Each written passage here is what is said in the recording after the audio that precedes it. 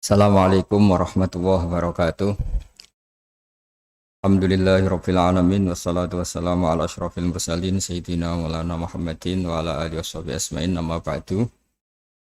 Semua bapak-bapak, ibu-ibu, teman-teman yang sangat saya hormati, Bapak Iwan Nur Hidayat, Bapak Sotikin, Bapak Hindra, Ibu Eni Durhan dan semua jamaah Muslim Indonesia di Kanada.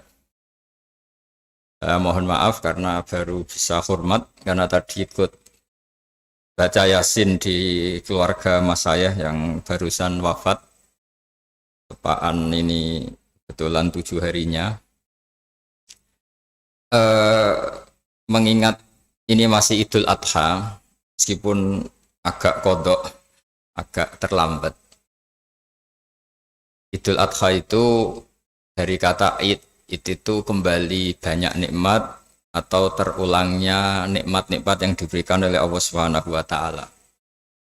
Kemudian Al-Adha ini banyak yang mengatakan terkait dengan ibadah penyembelihan kurban, disebut Idul Adha atau Idul Kurban. Saya cerita sedikit tentang sejarah Idul Adha. Dulu ada seorang malaikat yang menjelma sebagai manusia dan beliau ini komunikasi dengan Nabiullah Ibrahim. Sebelum saya cerita jauh, saya katakan juga saya ingatkan lagi bahwa cara berpikir kita sebagai mukmin itu harus berpikir awal al-khilqah. Awal kita dijadikan oleh Allah Ta'ala, yaitu Nabi Adam materinya dari tanah, nyatanya bisa jadi Nabi Adam. Kita dari sperma nyatanya bisa jadi manusia dengan konstruksi yang sempurna. Dengan cara seperti ini nanti bayangkan kekuasaan Allah yang tidak terbatas menjadi mudah. Saya teruskan, si malaikat tadi tanya ke Nabi Ibrahim, saya minta kambing kamu. Oh ya silahkan. Asal kamu melantunkan kalimat tasbih, terus dibaca tasbih, indah sekali, merdu, terus bisa minta tambahan kambing, ya. Sampai beberapa kali. Demi Allah, ini baru kambing, baru hewan. Andaikan anak saya pun, kalau demi Allah saya kurbankan. Singkat cerita, versi riwayat ini, suatu saat Nabi Ibrahim diuji dengan dimintanya anak untuk dikurbankan. Ketika beliau atas nama seorang bapak agak keberatan, terus diingatkan ulang oleh Allah Ta'ala, janji beliau demi Allah anak pun saya kurbankan. Walhasil akhirnya beliau melakukan itu. Dan karena Allah hanya menguji, tidak niat betulan supaya anak itu disembelih, akhirnya diganti oleh kambing. Jadilah tradisi kurban itu pakai kambing. Kemudian secara fikih ada padanan-padanan yang cukup menggantikan kambing, yaitu ada sapi, ada unta, dan seterusnya, dan seterusnya. Yang menarik dari sekian referensi yang saya baca, dan ini harus disosialisasikan lah. Sebagian versi itu adalah bahwa Nabi Ibrahim ketika diangkat di alam malakut, di alam langit sana, itu ketemu Allah, kemudian Allah tanya, Ibrahim, banyak hamba-hambaku yang durhaka, tidak tahu saya sebagai Tuhannya. Terus kata Ibrahim, usul ya fa'amidhum, bunuh saja ya Allah. Setelah itu tanya lagi, ada yang pezina, ada yang koruptor, ada yang pokoknya dosa-dosa yang buruk sekali. Dan di semua itu Nabi Ibrahim usul, mereka hidup di bumi engkau ya Allah, makan rezekimu ya Allah, maka mereka enggak sopan sekali, enggak ngerti engkau. Terus singkat cerita minta itu diadab, siksa. Suatu saat, versi referensi ini di kitab Hikam, kalau di kitab saya halaman 15 juz 2, suatu saat Nabi Ibrahim itu diminta sama Allah menyembelih Ismail. Kita ini penting sekali. Setelah disuruh menyembelih Ismail, Nabi Ibrahim komplain. Ya Allah, ini anak saya, samratu fuadi, buah hati saya, kenapa engkau seenaknya minta saya sembelih? Enggak bisa ya Allah, ini samratu fuadi, buah hati saya. Terus kata Allah, orang-orang yang durhaka yang kamu usulkan supaya saya bunuh itu hamba saya menciptakan mereka, dan saya mencintai mereka karena itu ciptaan saya. Anda enak saja usul saya matikan, saya bunuh. Sekarang ketika Anda usul saya tidak mikir, kenapa ketika saya usul kamu mikir? Terus akhirnya Nabi Ibrahim mau oke ya Allah terus. Setelah itu terus semenjak itu Nabi Ibrahim itu begitu sayang sama hamba-hambanya Allah. Sehingga dari cerita yang paling masyhur ketika Abu Bakar As-Siddiq begitu lemah lembut sama hamba-hamba Allah yang lain, Nabi Muhammad mensepadankan dalam hal ini sama Nabi Ibrahim, hati kamu sehalus Ibrahim. Yaitu Nabi Ibrahim, beliau akhir-akhir punya komitmen, faman tabi'ani fa innahu minni wa man asani fa innaka ghafurur rahim. Ya Allah, orang yang ikut sunnahku maka jelas bagian dari saya.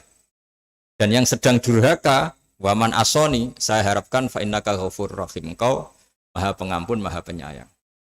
Semenjak itu menjadi sunnatan mutaba'ah bahwa agama ini agama rahmatan lil alamin, bahwa melihat kemungkaran, melihat kebodohan, ketimpangan, itu komitmen kita ini membenahin, bukan menghabisin. Melihat kesalahan, komitmen kita ini in uridu ilal islaha mastata'tu. Komitmen kita ini ingin lebih baik, bukan mengacaukan dunia ini. Semenjak itu terus syariat-syariat Islam disebut anit tabi millata Ibrahim Hanifah, bahwa kita mengikuti millahnya Ibrahim.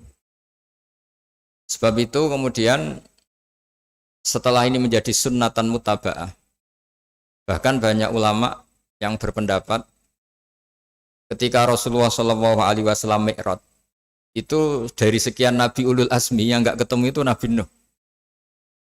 Nabi Nuh alaihissalam, padahal termasuk Nabi Ulul Azmi. Itu banyak yang menganalisis karena Nabi Nuh itu pernah berdoa, Rabbi la tadhar alal ardi minal kafirina dayaro. Nabi Nuh adalah Nabi yang pernah Coro Jawa masuk no kaumnya, mendoakan buruk sama kaumnya. Dan itu tidak manhaj, tidak metode yang Nabi Muhammad disuruh ikut metode itu. Tapi Nabi disuruh ikut manhaj atau pola sosiologi, pola dakwah atau pola sosial yang harus mengikuti Nabi Ibrahim, anit tabi millata Ibrahim Hanifah. Nabi Ibrahim itu orang yang sangat lemah lembut, yang ngendikan faman tabi'ani fa innahu minni wa man asani fa innaka ghafurur rahim.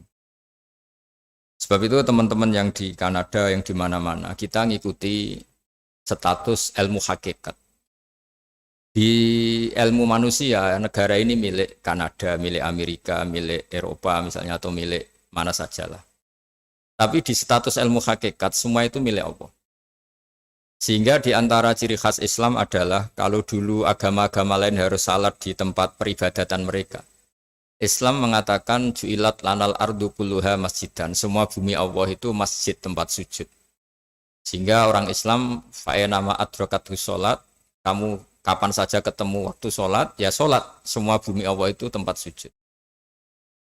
Sehingga suatu saat sahabat yang biasa siaha, biasa hidup di perantauan, Nabi memberi nasihat, al-bilad biladullah wal ibad ibadullah, fahaitsuma asabta khairan fa'akim. Semua negara itu milik Allah, semua hamba dimanapun juga hamba Allah. Kamu di mana saja mendapatkan kebaikan, ya silahkan berdomisili di situ. Saya pernah di Korea, itu asik karena itu yang orang-orang katanya teman-teman, saya ini di rumah itu enggak kiai, Gus. Sering di sawah, sering di Tegal. Gara-gara di Korea jadi mufti gitu. Karena enggak ada kiainya gitu. Jadi orang-orang yang enggak jadi kiai di Jawa, mungkin kalau di luar Jawa atau di luar Indonesia malah jadi kiai gitu. Artinya gini, pentingnya jadi kiai bukan menjadi gagah, itu enggak, tapi begini. Dulu bawaannya rakyat itu kan kalau ke masjid komplain, ada masjid bocor, kayak ada keran yang kurang baik. Tapi kalau sudah jadi kiai itu tahu rasanya. Betapa nata masjid itu susah. Ngelola masjid itu susah, nyari imam itu juga susah, melanggengkan jamaah juga susah. Jadi pentingnya jadi kiai itu bukan gagah-gagahan jadi imam, tapi bertanggung jawab atas proses yang berjalan. Jika dulu di antara nasihat bapak saya, bapak itu termasuk orang yang nggak suka sama orang tawadhu, orang yang sopan. Dulu saya juga iskal itu janggal. Kata bapak, wong tawadhu itu apik, orang sopan itu baik. Tapi biasanya itu cara orang menghindari tanggung jawab. Disuruh jadi kiai nggak mau. Tapi kalau ada kiai salah komplain itu. Disuruh jadi menteri nggak mau. Kalau ada menteri salah komplain itu. Disuruh jadi apa nggak mau. Kesannya tawaduk, tapi sebenarnya hanya menghindari tanggung jawab. Disuruh pidato nggak mau. Disuruh jadi MC nggak mau. Tapi kalau ada orang salah komplain itu. Jika kata bapak tawaduk itu baik, asal tawaduk betul. Gitu. Tapi kebanyakan nggak, tawaduk itu menghindari tanggung jawab sambil cari salahnya orang lain. Nah ini yang tawaduk yang akhirnya kurang baik.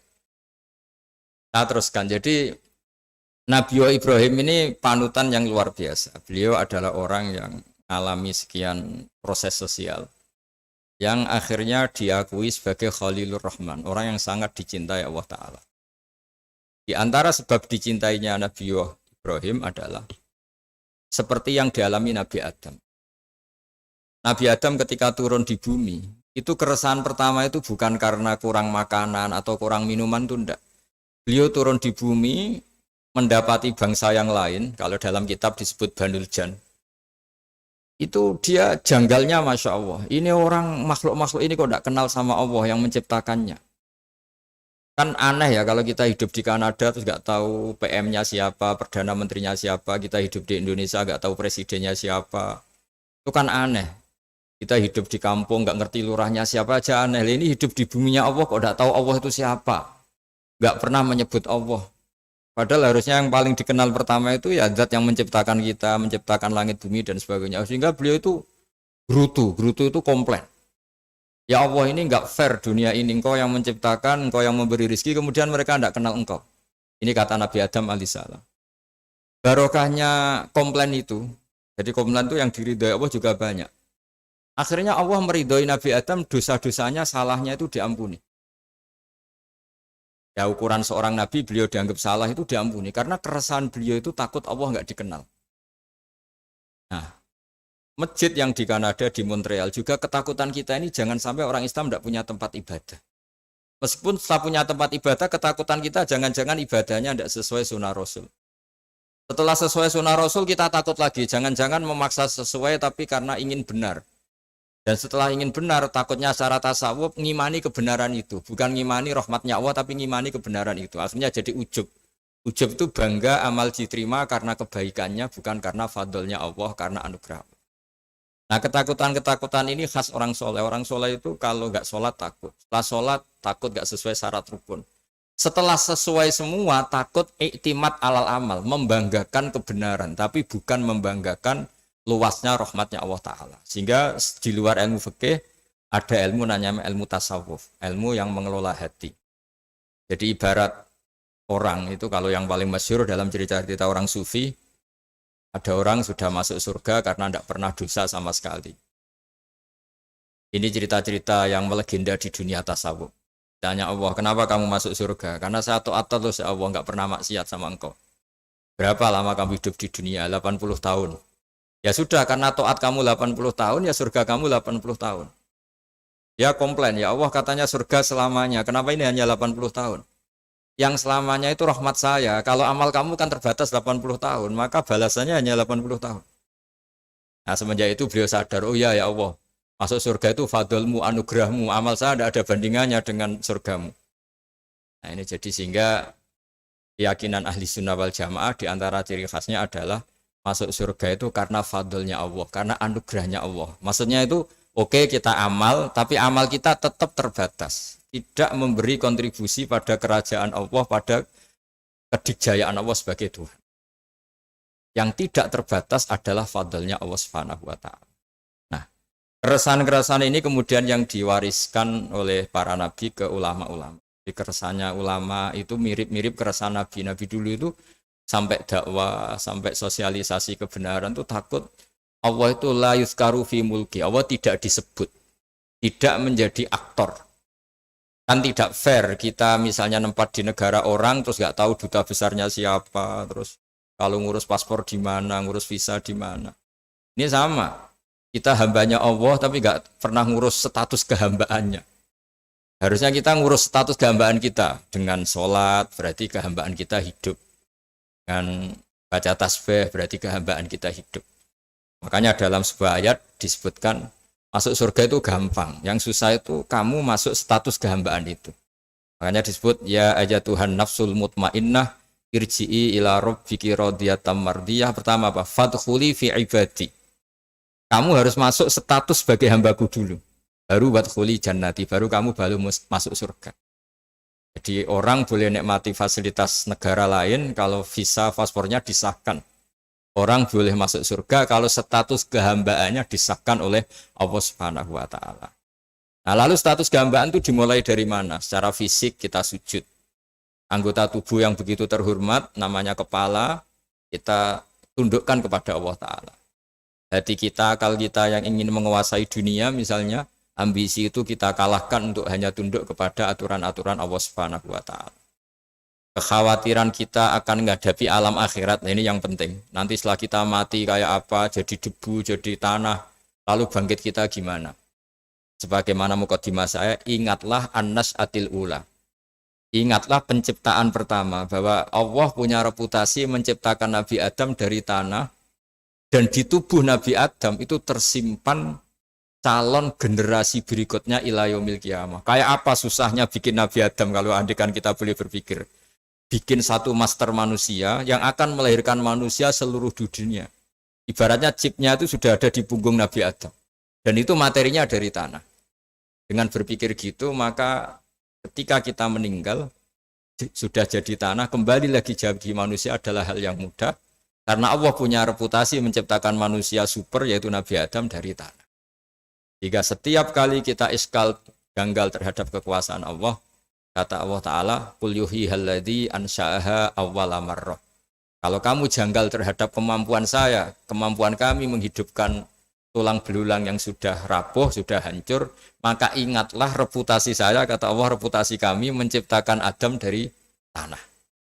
Ya, para nabi itu, ini semoga teman-teman yang di Kanaja masih ingat betul iman yang dilatih para guru kita di Jawa, di Indonesia. Para nabi itu saking imannya sama Allah, itu tidak ada, sampai kasarnya itu nggak tahu bedanya antara hal itu masuk akal maupun tidak. Saya beri contoh begini, kalau dalam ilmu tauhid, dan ini harus kita latih terus sampai ketemu Allah Ta'ala. Ketika telur jadi ayam, itu sebetulnya itu kita juga tidak ikut mampu bikin telur jadi ayam. Tapi berhubung sering terjadi, kita bilang telur jadi ayam itu mungkin. Mungkin itu ya mungkin sering terjadi. Padahal sering terjadi ini juga tidak yang jenis kita ikut berkontribusi. Lalu ketika sering terjadi ini kita bilang itu mungkin.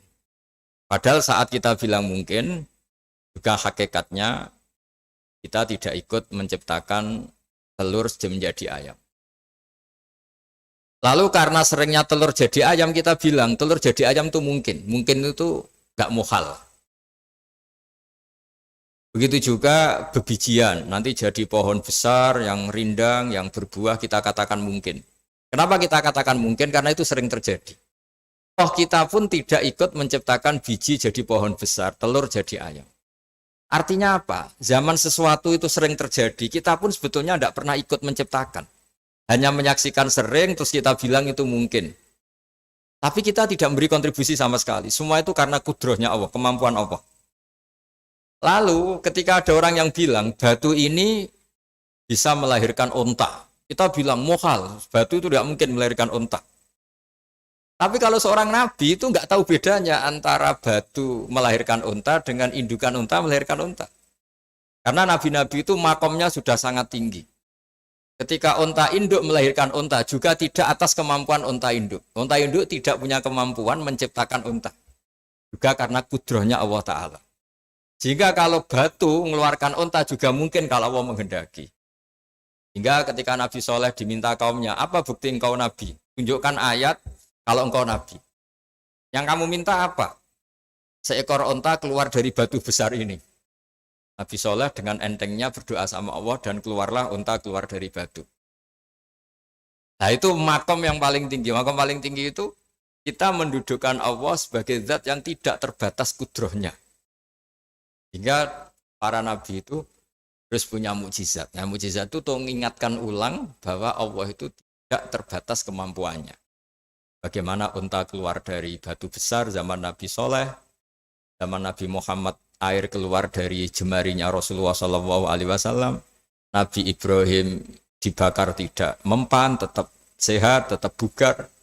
Karena semua ini sebagai bukti bahwa kudrohnya Allah tidak terbatas. Nah, iman-iman seperti ini harus kita jaga. Apapun rasionalitas kita, dan meskipun kita selalu rasional, tetap menyisakan iman bahwa kudroh Allah itu tidak terbatas. Sehingga ketika ada cerita kematian orang soleh itu ditangisi langit dan bumi, kita tidak usah iskal, tidak usah janggal, masa bumi bisa menangis? Karena kita yang sekarang bisa nangis adalah materinya dari tanah, materinya dari bumi. Terus iman ini kita jaga sehingga kalau kita yasinan masih ingat Allah kalau mengingatkan kudrohnya yang tidak terbatas, manusia disuruh ingat qul yuhyihal-ladzi ansha'aha awwala marrah. Kamu harus ingat bahwa Allah itu yang menghidupkan kamu, menghidupkan semuanya ketika kamu belum menjadi seperti ini. Jadi intinya itu kita ingat meskipun telur itu lazim jadi ayam, tetap tidak karena kudrohnya ayam itu, tapi karena kudrohnya Allah. Indukan unta melahirkan anak unta juga bukan kemampuan indukan unta, karena ini juga makhluk yang lemah, tapi juga kemampuan Allah Subhanahu wa Ta'ala. Jika dengan demikian kita termasuk hamba Allah sesuai target yang diingatkan Allah. Falamma tabayyana lahu qala a'lamu annallaha ala kulli syai'in qadir. Hamba Allah yang baik adalah hamba ketika menyaksikan fenomena apapun, semua itu li ta'lamu annallaha ala kulli syai'in qadir wa annallaha qad ahata bi kulli syai'in ilma. Apapun di alam raya ini semuanya itu bukti bahwa Allah ala kulli syai'in qadir, Allah kuasa dan Allah meliputi semua makhluknya dalam pandangannya, dalam pantauannya. Jadi saya mohon teman-teman yang di Montreal, yang di Kanada juga di manapun harus ingat status hakikat bahwa al-bilad biladullah wal ibad ibadullah fa haitsu ma asabta khairan fa'akim. Negara hakikatnya milik Allah, semua hamba juga milik Allah. Di mana saja kamu berada dan menemukan kebaikan, silahkan hidup di situ. Tentu dengan sosialisasi yang baik, baik dengan non-muslim maupun dengan muslim, karena Allah mengajarkan wa qulu linnasi husna. Ajaran Islam adalah rahmatan lil alamin, rahmat bagi semua. Tentu tidak henti-hentinya kita menjelaskan kebenaran yang diinginkan oleh Allah Subhanahu wa Ta'ala. Saya kira demikian karena saya juga ini di sini sudah malam.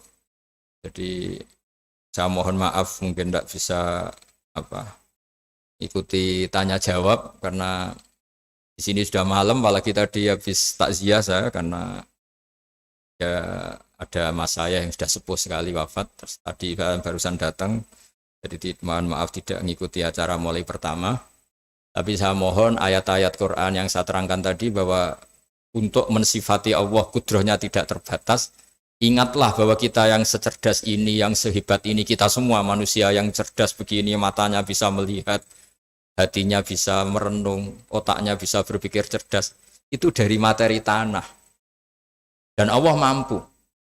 Allah bisa bikin orang miliatan gini dari satu orang manusia namanya Nabi Adam. Kayak apa susahnya bikin konstruksi Nabi Adam kalau boleh dibahasakan. Dan itu Allah punya reputasi mampu. Dengan cara seperti itu kita akan gampang iman bahwa kita setelah meninggal dan menjadi tanah, ya sama seperti kita masih hidup. Zaman kita hidup ya tidak tahu cara kerja jantung kita, nafas kita, uratnya gimana, terus sistem tubuh. Meskipun ilmu medis ngerti mengurai itu, tapi tetap saja hanya ngerti, tidak menciptakan. Yang menggerakkan jantung, organ tubuh kita tetap Allah Subhanahu wa Ta'ala. Dia yang Al-Fa'idul Mukhtar, dia yang semuanya mengendalikan kita.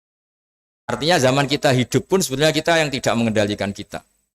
Nafas kita ya dalam kendali Allah, ikhtiar kita dalam kendali Allah. Sama setelah kita mati juga dalam kendali Allah. Guru-guru kita semuanya melatih inna sholati wa nusuki wa mahyaya wa mamati lillahi rabbil alamin. Hakikat ibadah kita, hakikat hidup kita, hakikat mati kita, semuanya tidak dalam kendali kita. Semua itu dalam kendali Allah Ta'ala. Dengan demikian terus kita insya Allah ingin jadi hambanya dulu. Baru setelah jadi hambanya, baru sah menjadi ahli penghuni surganya. Wadkhuli fi ibadi, baru wadkhuli jannati. Masuklah berstatus sebagai hambaku, baru engkau kalian semua layak menjadi penghuni surgaku. Mohon maaf atas semua kesalahan. Billahi taufik. Wassalamualaikum warahmatullahi wabarakatuh.